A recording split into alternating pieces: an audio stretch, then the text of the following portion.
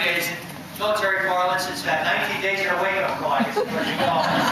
So it's right around the corner, is I guess what I'm saying. So first, let me say to Captain James May, thanks for coming, thanks for your inspirational words, thanks for your service. It means a lot to us that you would come and be here and share those stories with us. And it's probably appropriate at this time, thanking Captain May, that we thank all veterans who served us in uniform in the armed services. So if you're here,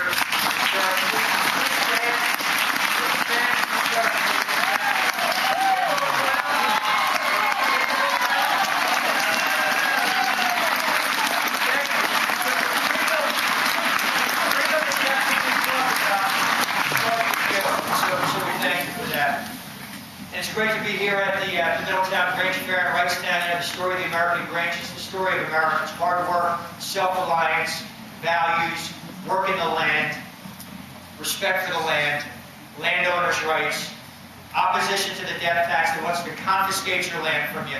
Everything that we hold to be dear, you can see right here, as we do every year. Many of us gather here at the Middletown Grange in Wrightstown this year for the fair, which we love, and it's so much part of our community.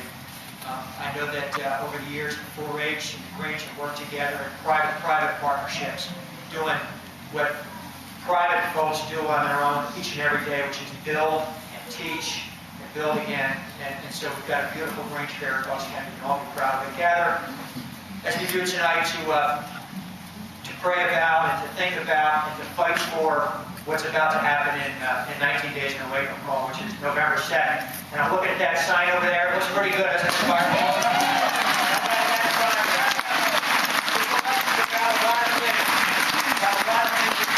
I've got that sign above my desk in my home office to remind me what's really important. There's a lot of things that are important, but I'm going to look at it many times a day. There are a lot of things that are important in 2010.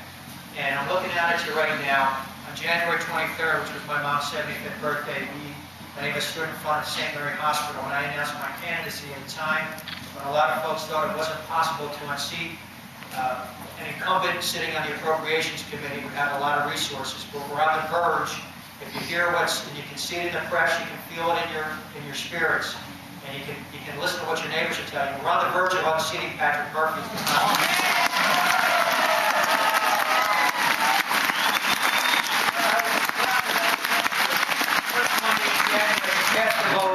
For a new Speaker of the House and a new dawn, a new morning for this country, because that's what's coming. Right. And it's overdue. And I got to tell you, it's not a moment too soon for this community and for this country. You think about what this election is about everything that we really think is important. The two philosophies in the United States Capitol, and you heard soon-to-be Senator Toomey talking about them. There's one that's prevalent down there. You've got one-party rule, the same party in the White House, the United States Senate, Harry Reid. The United States House with Nancy Pelosi. They want a bigger government with taxes more and spends more. It takes more of your freedom, that crushes job creators, and believe that they can stimulate the economy with a $1 trillion vote that we now know, of course, we moved back down to create no jobs. So now we have a national debt and higher unemployment to boot.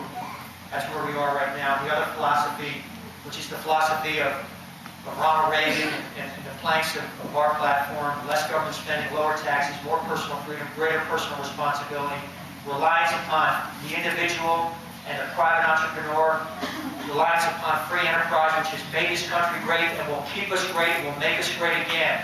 That's what we have to get back to. We know what we need to do. It's not rocket science. It's basic economics that my opponent doesn't really seem to understand or want to understand.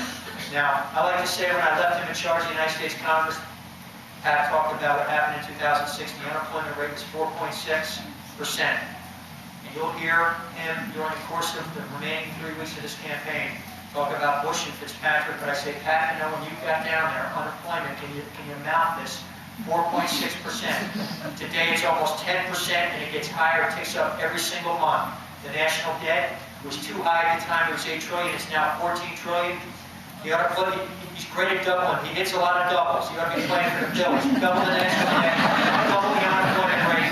He doubled the poverty rate. We can't afford Patrick Murphy and Nancy Pelosi and their time and their philosophy anymore.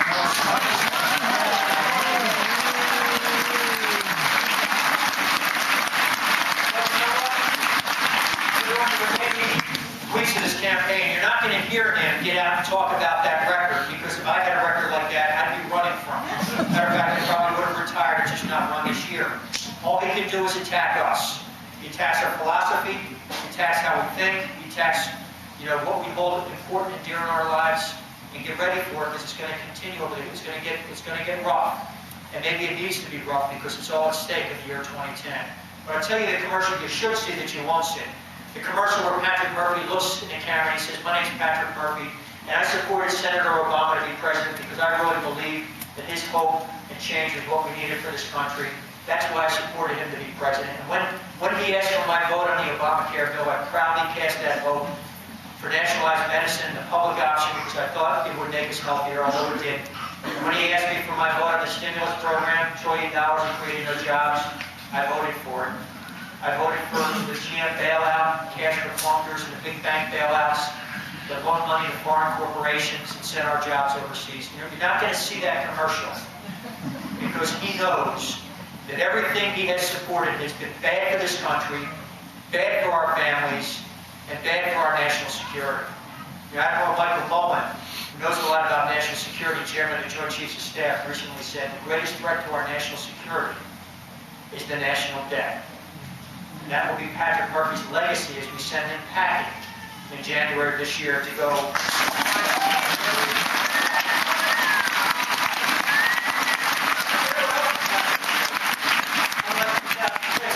Going to invite Speaker Pelosi to campaign with him in Bucks County. She was here several times in 2006. I haven't seen her. I see Congressman Murphy on the stage with President Obama last week in Germantown. He was in Philadelphia, nowhere to be found. So, look, the fact is, we've got a lot of work to do.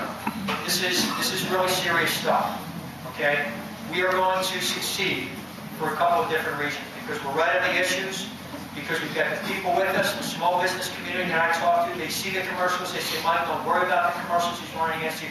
We know what we're going to do. We've made up our mind already. Our country's at risk.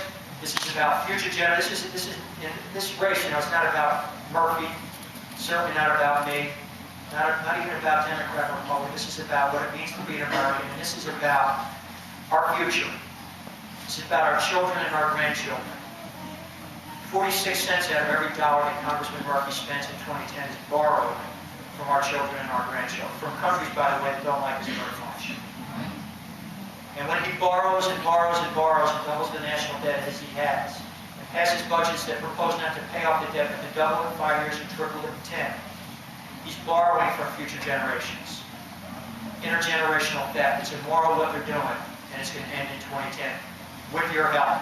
So this is what we need you to do. We've got 20 days, 19 days of a wake-up call to defeat Patrick Murphy, defeat Joe Sestak, and take this country back. If you're thinking about knocking on a few doors over the course of the next 19 days, we need you to double that effort. If you're thinking about working on election day for 13 hours from 7 a.m. until 8 p.m. at night, we need you to work 14 hours. We need you to get there a half hour early to see every voter before they get into that poll that morning. And we need to be there until the last voter votes. Because if we commit that kind of an effort, that election Pat talked about, came down in 2006 in this community to 2 votes per precinct. And with the money that he's going to spend over the course of the next 20 days, it's going to be close again. But we need to make sure that we redouble our efforts. We talk to every voter. We talk to every friend outside of church on Sunday, outside of our workplaces during the week. We talk to everybody. We redouble our efforts. We work for the 14 hours on Tuesday, November 2nd. We're going to win, every one of us. Pat Toomey, Tom Corbett, Jim Cawley, myself, and everybody on the ticket. With your help, for you.